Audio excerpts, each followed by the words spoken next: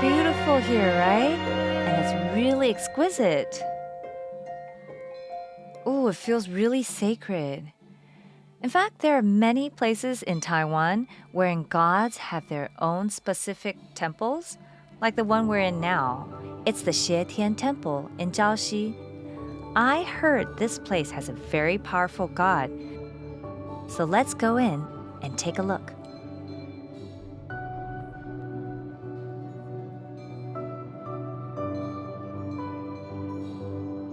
Wow, this temple is so solemn.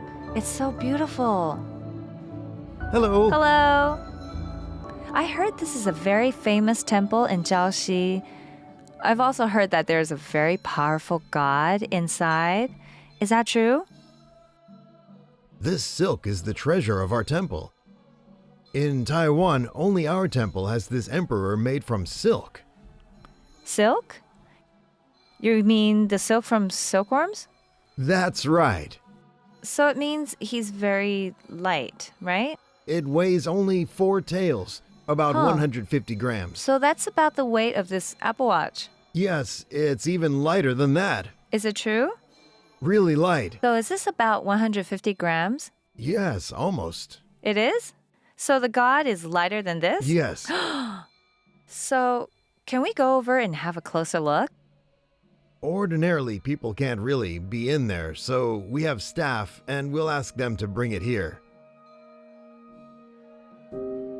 The thing is, it's actually hard for me to imagine this is made of silk, because silk is generally used to make clothes.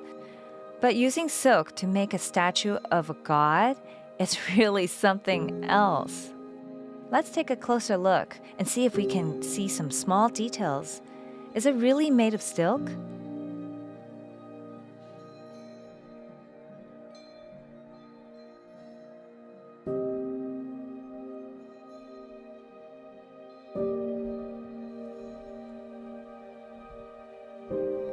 Is he really made entirely of silk?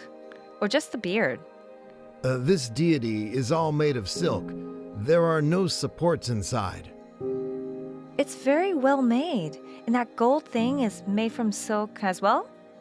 Even the chair? It's all glued together. Whoa, it's hard to imagine. How old is the statue? From 1935 to today, it's been almost 100 years. It was made in China, and then Really? in Taipei, it was exhibited at the World Expo there. Our townspeople and gentry, when they visited, looked at how it was made. The workmanship was exquisite and beautiful. Then bought it back with their own money and gave it to our Jiaoxi Xietian Temple. Now this kind of craft, it will not be passed down. It sounds very valuable, full of history. It also feels like an artifact. I feel like I've come to the temple today just for the artifact.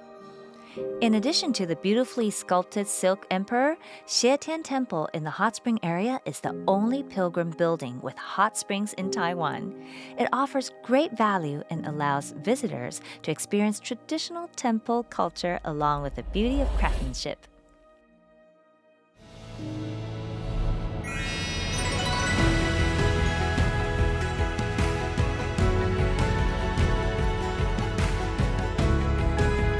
Wow, I haven't been in Sanheyuan for a very long time.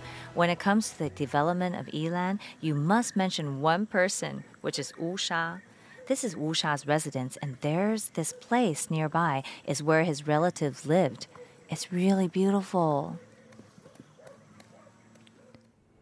Wow, it's an amazing house, isn't it? Hello. Hello. Welcome to Wu Sha's residence. So this is where Wu Sha used to live? Is that so? Yup. When Wu Sha came to Lanyang Plain to develop it, he came to this place and then descendants of his family settled here around this area. I'm actually very curious. Why did Wu Sha choose to live in this place? Well, when Wu Sha came to Taiwan at first, he disembarked in Danshui, but the area around Taipei has already been developed. The early Guangzhou people had done so, He is one of the later batch who crossed the sea to Taiwan. So they came here to develop this area. He chose this place and settled here, mainly because Lanyang Plain is covered by mountains on 3 sides and the sea. So being in this location, as it is a more central and open compared to the northwest, it's good for land development. Then the next thing is, back then to get to the Lanyang Plain, you can take a boat from the Wuxi harbor into the mainland. That's why this area was also where water transportation is very advanced.